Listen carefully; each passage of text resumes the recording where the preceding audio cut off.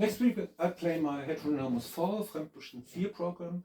Friedemann Schmidt-Mechau made the program this year for me, and he added one of his pieces, Morgenlachen, 22 short characteristic pieces. And what I played right now is number 2 of these. What Friedemann did is that he deconstructed cello playing into 9 distinct movements and then composed every one of these movements as a single one and added them together, following rules he made up for that. So in this case, it's very obvious that the approach to composing created a special sound. Of course, you can, with these 9 movements, you can compose just ordinary cello playing, but you also can do something like you heard right now, which is not like you think of cello usually. So in this way, we have this influence from the compositional idea to sound. Of course, a program of sound is not about who's able to make the strangest cello sound, but maybe the next piece is even stranger. Maierhof writes a series of splitting pieces since years, where he always splits up the sound in different ways. In this case, splitting 27, he uses this plastic mark as a splitter. And the sound is, for instance, like that.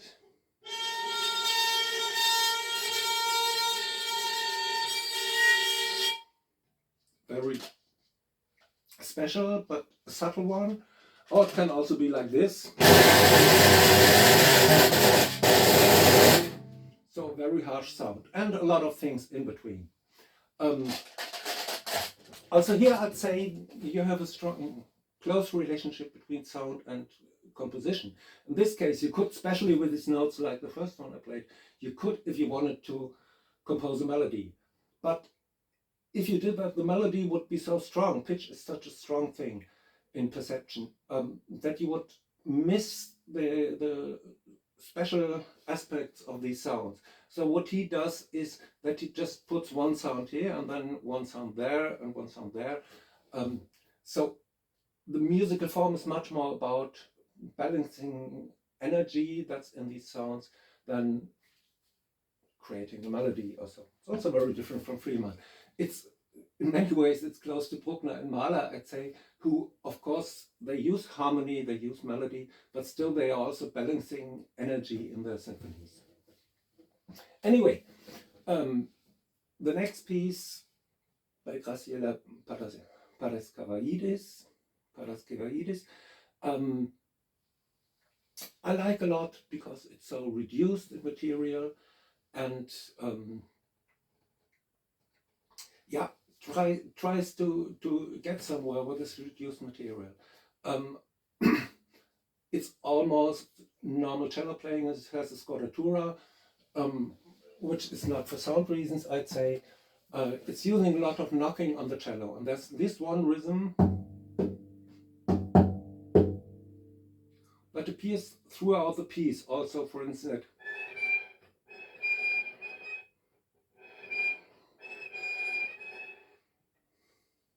and in the end we learn, well, actually you as the audience don't, but I do as the player, because in the score is a text from a poem by Graciela Paraskevaídis written to the notes I'm playing, and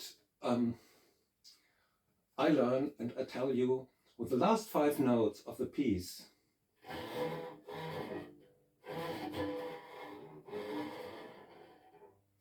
it's again this rhythm and a little variation. And the text is muto nel buio, which means muted in the darkness. There are also some lighter parts of this, but that's the basic characteristics of this piece, I'd say. Okay, the next one, Johannes Schöllhorn, Grisaille. I just play the very beginning.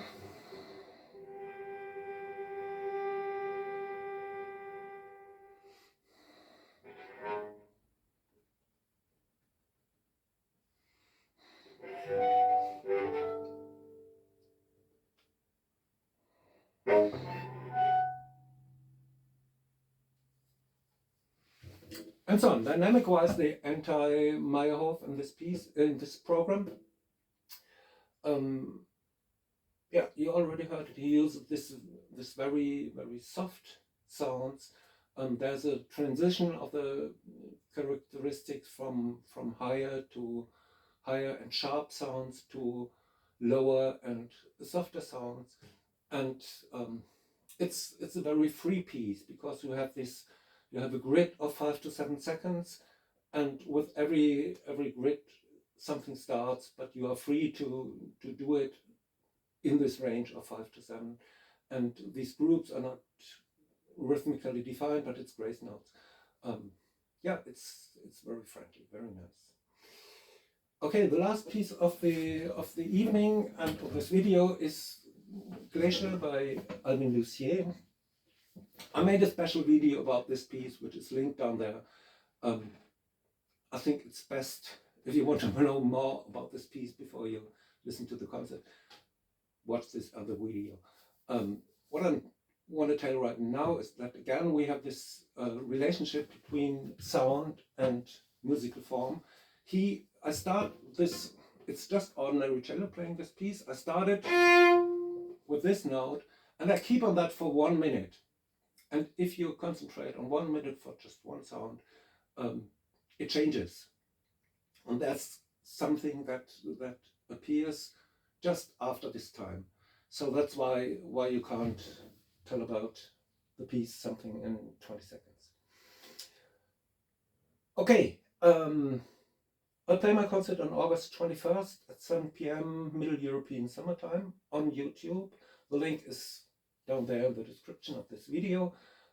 If you're not sure about the beginning time in your time zone, just check the YouTube link before and YouTube will tell you.